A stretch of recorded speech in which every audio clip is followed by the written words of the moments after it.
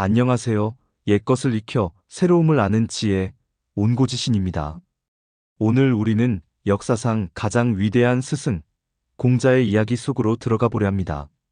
하지만 우리가 만날 공자는 교과서 속에 박제된 성인이 아닙니다. 권력의 중심에서 밀려나 천하를 떠돌아야 했던 한 인간, 그리고 그의 실패가 어떻게 역설적으로 불멸의 승리가 되었는지를 역사가 사마천의 눈을 통해 추적해 볼 것입니다. 왕좌에 오른 성인. 역사가 사마천은 왕도, 제후도 아니었던 공자를 제후들의 역사인 세가에 기록하는 파격을 감행했습니다. 오늘 우리는 그가 왜 이런 역사적 혁명을 시도했는지, 그리고 공자의 삶이 오늘날 우리에게 던지는 메시지는 무엇인지 깊이 탐구해 보겠습니다. 제1부 왕국 없는 왕의 연대기입니다.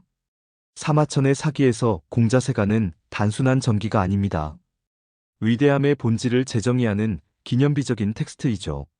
본래 세가는 제후국의 흥망성쇠를 기록하는 장입니다. 하지만 사마천은 봉토도 자귀도 없던 공자를 이 반열에 올렸습니다.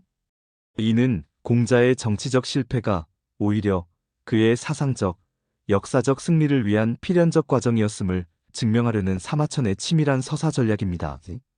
성인의 탄생은 평범하지 않았습니다. 공자의 선조는 본래 송나라 왕실의 후예였으나 정치적 혼란으로 노나라로 망명한 가문이었습니다. 이는 공자에게 명목상의 귀족적 정통성을 부여하면서도 동시에 그를 기성 권력 구조의 외부인으로 위치시키는 이중적 효과를 낳았죠. 사마천은 더 나아가 공자가 노쇠한 아버지와 젊은 어머니 사이의 야합, 즉 정식 혼례를 거치지 않은 결합으로 태어났다고 기록합니다. 이는 공자의 성스러움이 사회적 관습이나 운명에 의해 보장된 것이 아니라 오직 자신의 인격과 노력에서 비롯될 것임을 예고하는 장치입니다. 가난 속에서도 어린 공자는 항상 제사 그릇을 늘어놓고 예법을 흉내내며 놀았고 창고직이나 목장 관리인 같은 낮은 직무조차 빈틈없이 수행했습니다.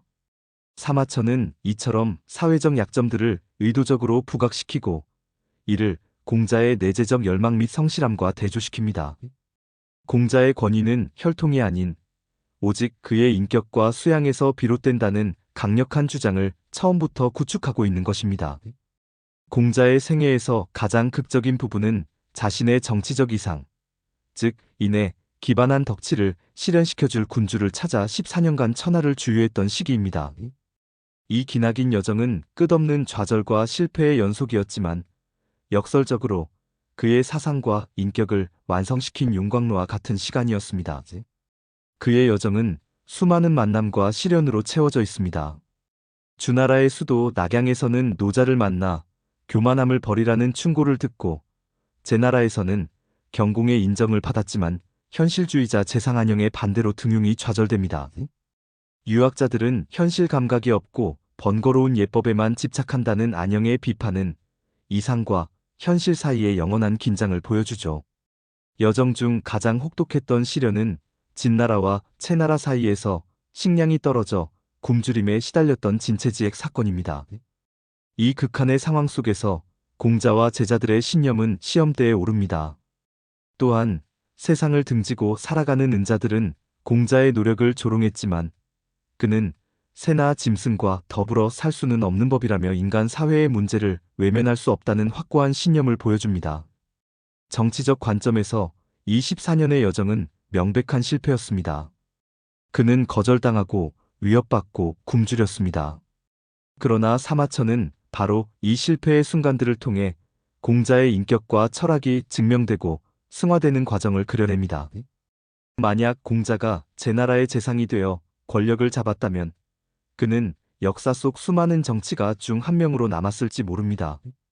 하지만 그의 정치적 실패는 역설적으로 그를 권력의 족쇄에서 해방시켰고 그의 가르침이 특정 국가를 넘어 보편적인 것이 되도록 만들었습니다. 공자의 위대함은 그의 제자들을 통해서도 증명됩니다. 제자들은 스승의 가르침을 각자의 개성으로 체현하는 살아있는 증거들이었죠. 가장 이상적인 제자 안에는 진체지에게 고난 속에서도 스승의 도가 너무 위대하기에 세상이 받아들이지 못하는 것이라며 흔들림 없는 믿음을 보여주었고 외교가이자 현실주의자였던 자공은 외교 담판으로 위기를 해결하며 유학의 현실적 적용 가능성을 증명했습니다. 용맹하고 행동력이 강했던 자로는 혼란한 시대에 정의를 실현하고자 했던 유학자의 고뇌를 상징합니다. 이처럼 제자들의 다양한 모습은 유학이 다양한 인간 유형을 포괄하는 포괄적인 인간 발전의 체계임을 보여줍니다. 다시 한번 사마천의 파격적인 선택에 대해 이야기해 보겠습니다. 사기는 천자의 기록인 본기, 제후의 역사인 세가, 그 외 인물들의 전기인 열전으로 구성됩니다. 공자를 세가에 포함시킨 것은 역사 서술의 패러다임을 바꾼 혁명적 행위였습니다. 사마천은 그 이유를 명확히 밝힙니다. 공자는 봉토 하나 없는 평민이었지만 그의 가르침은 수십 세대에 걸쳐 전승되었으며 학자들로부터 천자에 이르기까지 모두가 그를 종주, 즉 정신적 스승으로 삼았다. 그의 영향력은 당대의 어떤 제후보다도 깊고 영원했다는 것입니다. 사마천은 혈통과 영토로 계승되는 세가의 개념을 깨고 사상과 문화로 이어지는 새로운 세가의 가능성을 제시한 것입니다. 그렇다면 공자의 영향력은 어디에서 비롯되었을까요?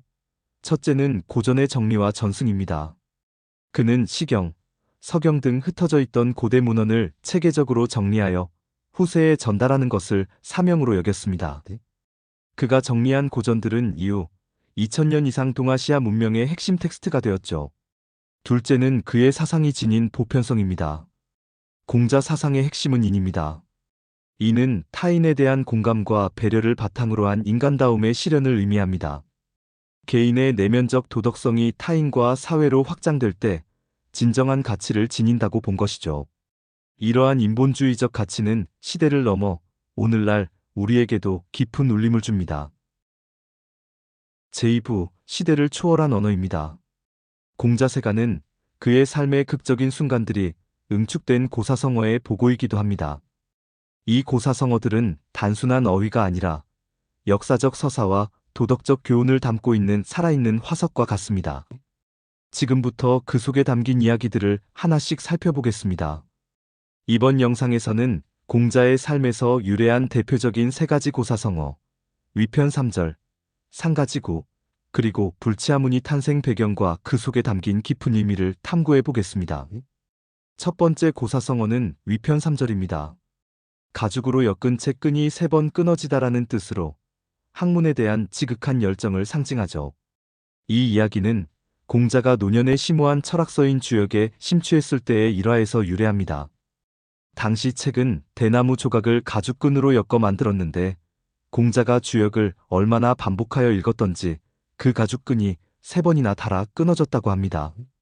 이미 당대 최고의 학자였던 그가 보인 끝없는 탐구 정신은 배움에는 끝이 없다는 평생 학습의 이상을 담고 있습니다. 두 번째는 상가지구, 즉 상가집게라는 표현입니다. 의지할 곳 없이 초라한 사람을 비유하는 말이죠. 공자가 정나라에서 제자들과 길이 엇갈려 홀로 서 있을 때 한 현지인이 그의 모습을 기운 없이 서 있는 모습이 마치 상가집게와 같았다고 묘사했습니다. 이 모욕적인 말을 전해 들은 공자는 불쾌해하기는커녕 그 비유만큼은 정말로 딱 들어맞는구나 라며 껄껄 웃었다고 합니다. 이 반응이야말로 세속적 성공에 연연하지 않고 자신의 처지를 유머와 자기 객관화로 수용하는 성인의 비범한 인격을 보여주는 대목입니다. 마지막으로 불치하문입니다. 아랫사람에게 묻는 것을 부끄러워하지 않는다는 뜻으로 지위나 나이에 상관없이 배움을 구하는 겸손한 태도를 의미하죠. 공자의 삶 자체가 바로 불치하문의 실천 과정이었습니다. 그는 자신보다 낮은 직급의 노자에게 가르침을 청했고 태사와 음악을 토론했으며 심지어 자신을 비판하는 은자들의 말에도 귀를 기울였습니다. 그는 결코 완성된 존재가 아니라 평생에 걸쳐 자신을 비우고 배우며 완성을 향해 나아간 인물이었습니다. 제3부 사관의 평가입니다. 공자세가는 사마천이라는 위대한 역사가가 자신의 도덕적, 역사적 비전을 투영한 작품입니다. 그는 등장인물들의 행동과 운명을 통해 그리고 자신의 목소리를 직접 드러내는 태사공화를 통해 진정한 위대함이란 무엇이며 역사는 무엇을 기억해야 하는가에 대한 심오한 질문을 던집니다. 사마천은 공자세가를 하나의 도덕적 드라마로 구성합니다. 제나라 경공처럼 안목은 있으나 결단력이 부족하여 역사적 기회를 놓치는 나약한 군주, 안영처럼 이상보다 현실 논리를 앞세우는 현실주의적 관료, 그리고 자로와 아내처럼 각기 다른 운명을 맞이하는 제자들을 통해 다양한 인간 군상을 보여줍니다. 용맹했던 자로는 정치 분쟁에 휘말려 비극적으로 생을 마감하지만 스승의 도를 깊이 이해했던 아내의 정신은 영원히 살아남습니다. 사마천은 이를 통해 역사는 도덕적 선택의 결과이며 우리에게 어떻게 살아야 하는가를 가르치는 거울임을 보여줍니다. 사기각편의 말미에 붙는 태사공활은 사마천이 직접 자신의 논평을 가하는 부분입니다.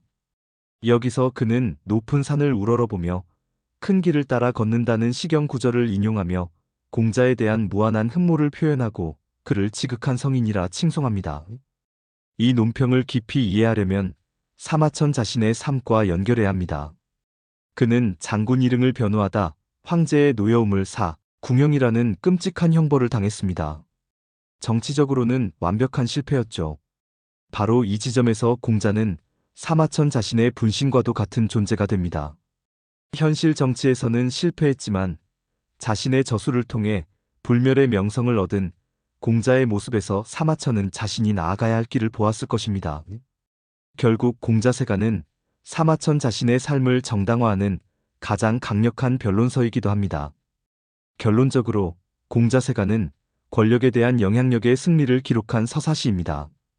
사마천은 공자의 세속적 실패가 그의 영원한 중요성의 기반이 되었다는 역설을 설득력 있게 증명합니다.